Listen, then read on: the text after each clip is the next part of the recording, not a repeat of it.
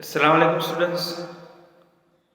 Welcome back to revision session of the chapter When People Rebel 1857 and after. So previously we have seen about British policy and adverse situation for Indian people. Afterwards, a mutiny became a popular rebellion. How a mutiny became revolt against the British rule. How did people join? Right? And today we are going to discuss about the company fights back. So, what was the reaction of the company? Let's see. So, unnerved by scale of appeal, the company decided to repress the revolt with all its might because that company realized their rule going to over. So, company tried its best to repress the revolt. It brought reinforcement from England, passed a new law so that the rebels could be convicted with S and new laws were made to make them convict, to make rebel convict officially, legally, and then moved into the storm centers of the revolt. Sent army to the storm centers like Delhi, Kanpur, Lucknow, Meerut. Delhi was recaptured from the rebel force in September 1857. After a few months, in September 1857, Delhi again recaptured. Recaptured means taken over by British again.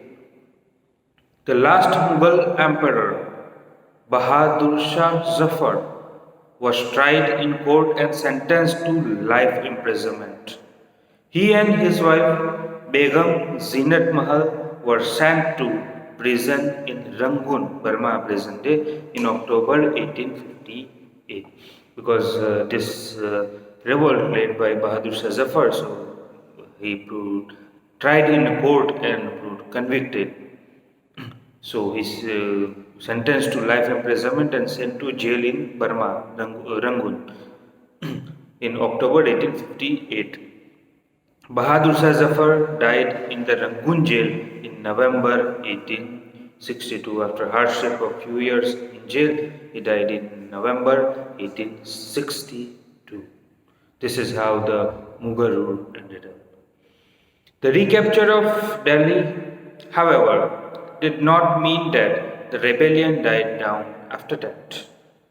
People continued to resist and battle the British. The British had to fight for 2 years to suppress the massive forces of popular rebellion. It wasn't easy to recapture from the rebellion. It took about 2 years for British to get the situation back to normal. Lucknow was taken in March 1858. Rani Lakshmibai was defeated and killed in June 1858. Tatya Tope escaped to the jungles of central India and continued to fight guerrilla war with the support of many tribal and peasants. But ultimately he was captured, tried, and killed in 1859. Just as victorious against British and earlier encouraged rebellion, the defeat of rebel forces encouraged desertion. As in the beginning, that after mutiny, that one by one leaders were joined, people joined because they showed that winning wave of rebellion. So more and more people joined. Opposite to it, vice versa, when people saw that rebellion defeated by British one by one, at the same time the people deserted, people left. British also tried their best to win back the loyalty of people. They announced reward for loyal landlords. Those landlords who were loyal to British. They announced rewards because by war, how could they rule India? So to gain support of people, British announced some reward policies. They announced rewards for loyal landlords and they would be allowed to continue and enjoy their traditional right over their lands. They got their rights over land, traditional rights, what they had before. Those who had rebelled were told if they were submitted to British, surrendered to British, even if they had not killed any white people, any British, they would remain safe and their rights and claim to land would not be denied. So this is how that British tried to negotiate with the people. Nevertheless, hundreds of sepoys, rebels, and rajas were tried and hanged, and many were surrendered to British. So this is how the revolt of 1857 ended. Aftermath. Many reforms were made by British after it. Let's see what were the important ones. The British had regained control of country by 1859, but they could not carry on ruling and the land with the same policies anymore because British recognized the same policy couldn't rule India for a long period of time. So they reform in the policies. They introduce some changes. So let's talk about the changes were made by British after revolt of 1857. So first one was the British Parliament passed a new act in 1857 and transferred the powers of East India Company to the British Crown.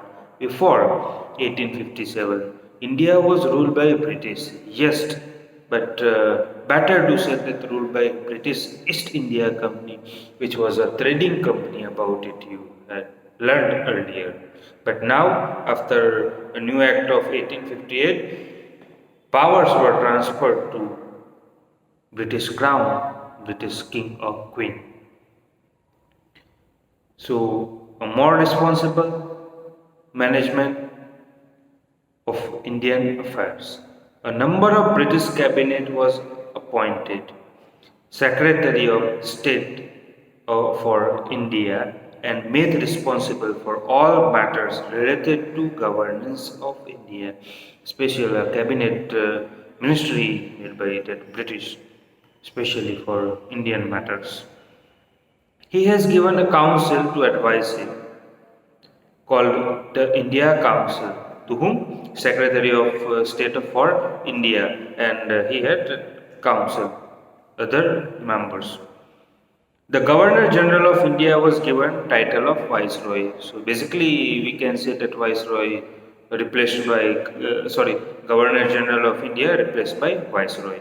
Governor General was the highest position during East India Company, but that replaced by Viceroy. And Viceroy was a personal representative of the British Crown, British ruler. Though these measures, the British government accepted direct responsibility for ruling India. Before indirect rule, actually that India was ruled by East India Company. So British ruler indirectly ruled India, but now got direct rule. All ruling chiefs, second change, all ruling chiefs of the country were assured that their territory would never be annexed in the future like British company did. Many Indian territory were annexed by British East India Company, but now assurance given by British government no longer annexed by British in future. They were allowed to pass on their own kingdoms to their heirs, even for adopted too. Before those were not allowed, right? Now British allow. But however, they were made to acknowledge the British Queen as their sovereign paramount. They had to accept British Queen, that time Queen, British ruler in short, as their superior. They became ultimately subordinate, means under the British crown. Thus, the Indian rulers were hold their kingdoms as subordinate of the British crown. So, in other words, we can say that Indian rulers were allowed to rule their own kingdom on behalf of British ruler. Third one, it was decided that proportion of Indian soldiers in army would be reduced. The number of European soldiers would be increased because earlier when number of Indian soldiers were more compared to British soldiers in British army in India, so they experienced that mutiny. So to avoid this for the future, they made a change that number of European soldiers more compared to Indian soldiers. And Indian soldiers who were. So it was also decided that instead of recruiting soldiers from Earth, Bihar and Central Asia and South India, British had experience about them. They mutinied. So, more soldiers will be recruited from Gurkhas, Sikhs, and Pathans, those who were less than before 1857. Fourth one, the land and property of Muslim was confiscated on large scale and they were treated with suspicious and hostility because we have seen that Muslims played a very important role in revolt of 1857. Even leader was Muslim too. So British saw Muslim that as like dangerous to them. So they show and they treated them with suspicious and hostility. The British believed that Muslims were responsible for rebellion in a big way because even we have seen that Maulvi also joined, right, the revolt of 1857. So they felt threatened by Muslim at that time. Next, fifth one, the British decided to respect the customary religious and social practices of the people in India as they tried to make some changes as they wanted to reform Indian society. Now they accepted Indian as they were. They didn't want to change anymore. Six, politics were made to protect landlords and jamindars. Policies were made to protect landlords and jamindars and give them security of rights over their land. So this is the way a new history, new phase of history began in India after 1857. So this is all about the revolt of 1857 and afterwards. Let's see some of the pictures here, paintings showing revolt of 1857, different time, different events. Let's see. Unfortunately, I cannot change the camera. Hard for this to show you some pictures, but there are images are given in your textbook, so along with the captions. So please read and try to understand. If you feel any doubt, kindly contact me. So this is how our chapter is. I'll provide you notes as soon as possible. Stay tuned for more.